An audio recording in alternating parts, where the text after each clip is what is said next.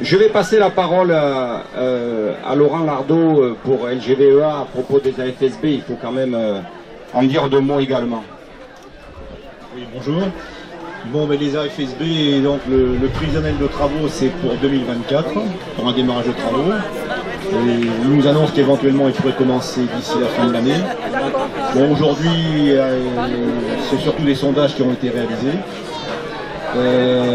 Bon, ce qu'on peut voir par rapport à ce qui se passe, c'est que la population est dans une forme de déni. Hein. Il y a le déni démocratique, mais il y a le déni de la population, malheureusement. Ils se rendront compte de l'effet que quand il y aura les premiers engins qui arriveront. Bon, c'est dommage. On essaie de faire bouger.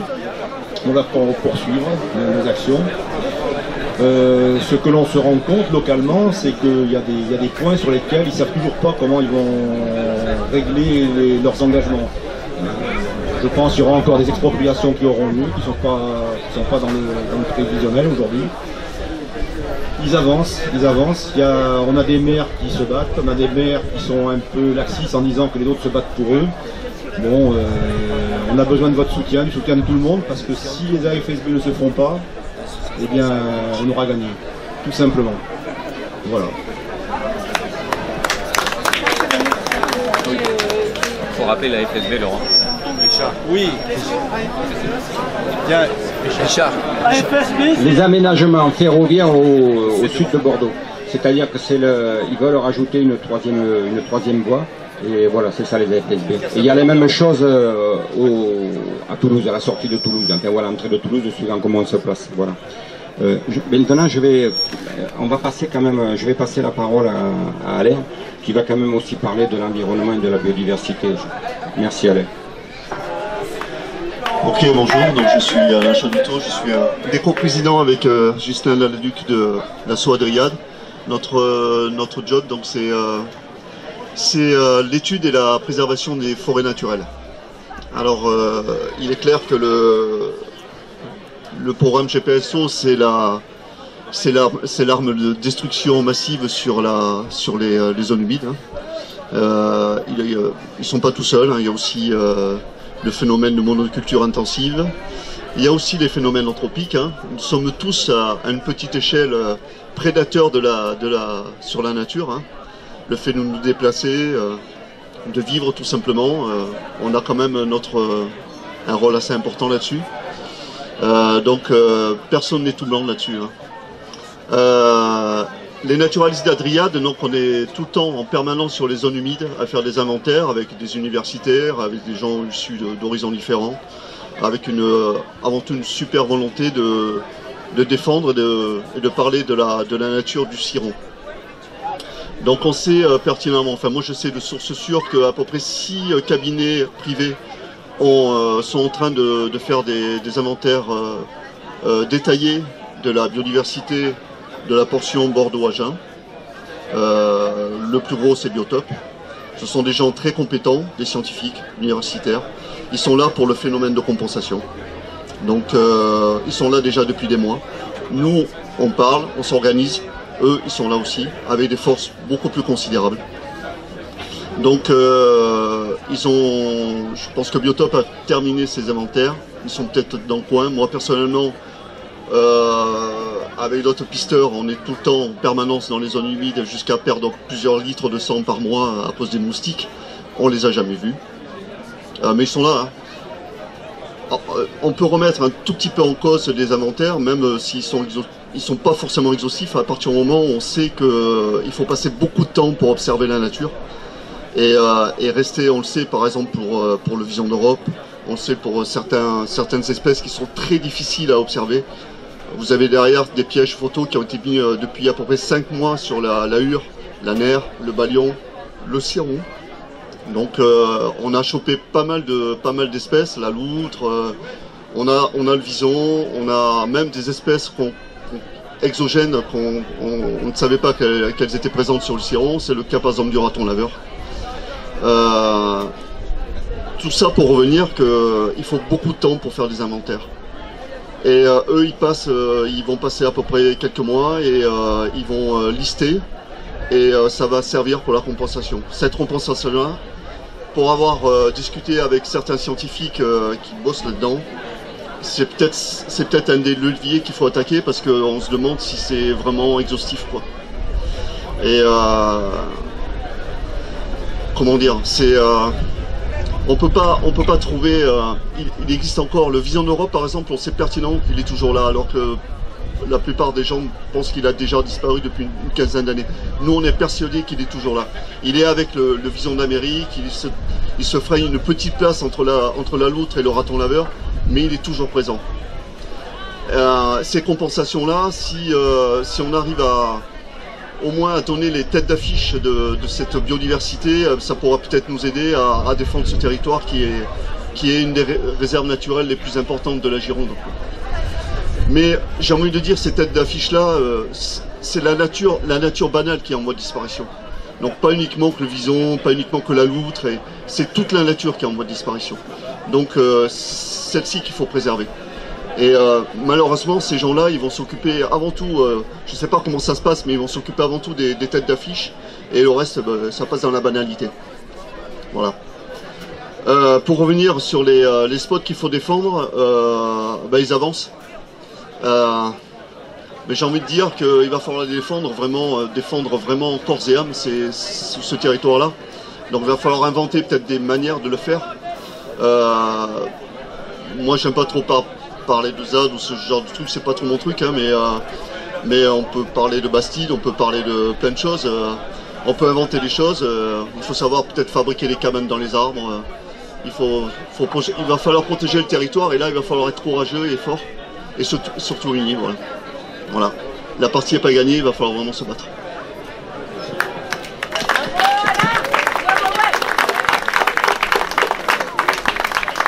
Merci Alain.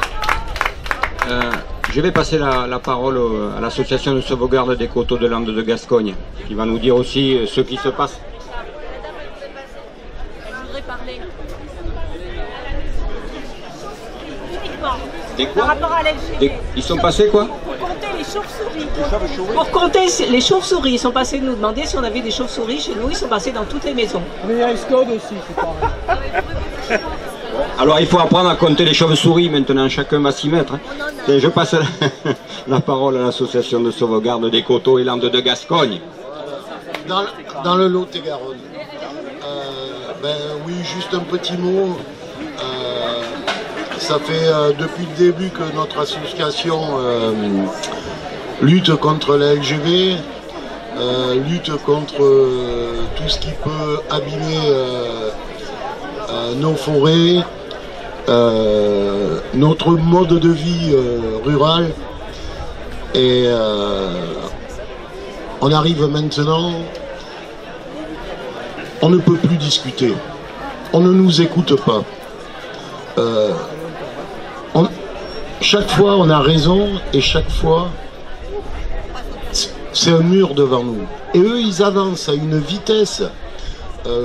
Je disais tout à l'heure que les maires, alors dans le Lot-et-Garonne, dans les communes traversées par l'ex-futur LGV, ont déjà reçu un fascicule du GPSO avec tous les tracés bien lettrés, avec toutes les actions qui vont être faites pour les chasseurs, on va leur faire des passages à gibier. Ils ont déjà prévu les communes, donc tout ça, ils sont en train de négocier avec la fédération de la chasse, pour le savoir. Il y a des réponses, et on l'a lu dans le bouquin. Par exemple, ils veulent, les vieux chênes qui reçoivent des coléoptères, ils veulent les déplacer. Alors, quand vous voyez des réponses comme ça, ils nous prennent pour des imbéciles. Donc, je crois qu'on a assez discuté. Je rejoins le monsieur. Il y a des actions à mener. Nous ne sommes pas contre, on n'est pas violents. On ne se battra pas. Par contre, on résistera. On montera dans les arbres. On créera des bastides. Je ne sais pas ce que c'est d'ailleurs, mais des cabanes s'il faut. Mais nous ne lâcherons rien.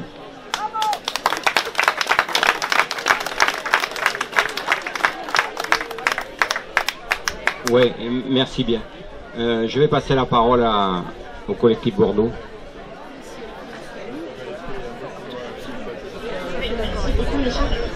Effectivement, j'ai apporté un point de vue complémentaire qui est le point de vue des collectifs de Bordeaux.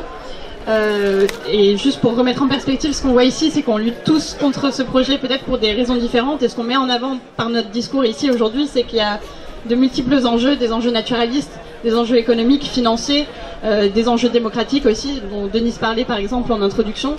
Et peut-être que le point de vue que je peux apporter de la part des collectifs de Bordeaux, c'est les enjeux idéologiques et sociétaux. Effectivement, à Bordeaux, il y a pas mal de collectifs qui luttent contre ce projet, qui sont des collectifs existants, qui existaient depuis longtemps, mais qui sont entrés dans la lutte plus récemment. Parce que simplement, il y a... Enfin, premièrement, peut-être, on s'est rendu compte que c'est un des plus gros projets de France de BTP, d'infrastructure. Il n'est pas du tout connu, médiatisé au niveau national, et pourtant, c'est vraiment... Enfin, quand on regarde, quand on fait le bilan de tous les projets, c'est un des plus gros. Et donc, il y a un certain nombre de collectifs militants, je peux en citer quelques-uns. Il y a Attaque 33, il y a Extinction Rebellion, il y a les Soulèvements de la Terre, il y a le collectif aussi de Bordeaux qui est Stop LGV, Bordeaux Métropole pour les transports du quotidien. Et vous voyez peut-être, ne serait-ce qu'en citant leur nom, qu'ils ont un certain angle de vue, une certaine raison, une certaine perspective sur ce projet, qui en fait est symptomatique d'un mouvement de métropolisation à gogo, de développement, de toujours le développement et la croissance, le capitalisme et le néolibéralisme. Nous, c'est contre ça qu'on lutte en particulier, et contre globalement tout le système qui va avec. Or, il y a un phénomène de ras-le-bol, en gros, c'est les mêmes mouvements de lutte, nos combats sont communs avec toutes les autres causes qui sont anticapitalistes, anti-système globalement, mais pour autant, notre indignation en gros est proportionnelle à la répression qu'on se prend. Ce qui se passe en ville, au niveau de la lutte en ville, c'est globalement de la surveillance, du contrôle. C'est en fait aussi en métropole et au cœur des métropoles que sont les grandes instances de décision et les grosses instances de surveillance, de contrôle. Et enfin, pour parler de la répression, j'ai des amis qui se sont fait recoudre le cerveau parce qu'ils étaient là au mauvais endroit, au mauvais moment, en manifestation. Et c'est ces mêmes personnes-là qui luttent contre ces grands projets. Donc qu'est-ce qu'on fait à ce moment-là, quand peu importe le nombre de personnes qu'on est dans les rues à manifester, peu importe l'impopularité de ce projet qui est... on a parlé de l'enquête publique, il y a plus de 14 000 personnes qui se sont exprimées défavorablement, y compris les commissaires enquêteurs.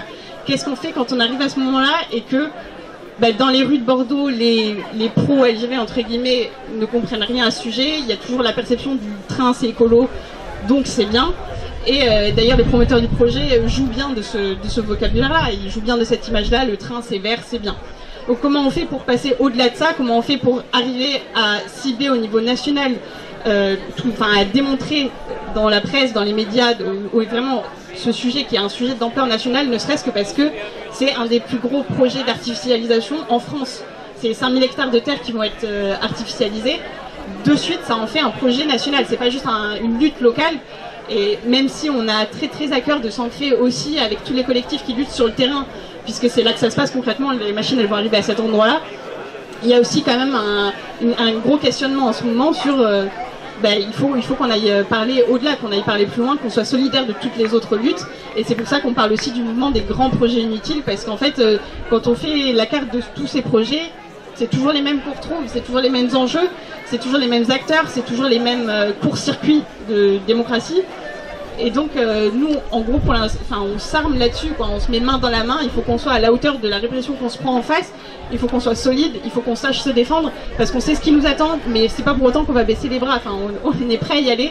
C'est juste qu'il y a, en parallèle de lutter contre quelque chose, cette notion de mais qu'est-ce qu'on propose en face, quels sont les contre-projets qu'on a envie de porter, quelles sont les façons dont on a envie de vivre.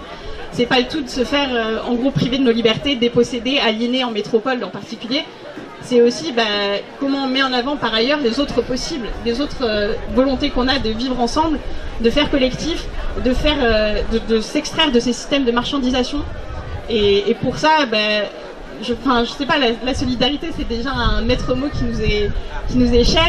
On lutte ensemble, main dans la main, parce que justement ça fait partie de notre contre-projet. C'est pas l'individu en ville complètement aliéné, dépossédé, qui a voix au chapitre sur rien et qui se fait contrôler, surveiller à longueur de journée. C'est aussi des habitants, des gens qui vivent ensemble, qui défendent autre chose, d'autres modes de vie, de la joie, de la bonne humeur, du vivre ensemble et des valeurs qui sont positives, qui sont belles et qui sont joyeuses. Et ça, vous allez les voir notamment dans la Sarabande en fin septembre, on va essayer de mettre ça en avant aussi. On est tout autant déterminés à abattre ce qui ne va pas aujourd'hui dans ce monde qu'à montrer qu'il y a d'autres choses possibles et à les mettre en avant et à communiquer cette joie de vivre, parce que demain c'est ça qui nous sauvera.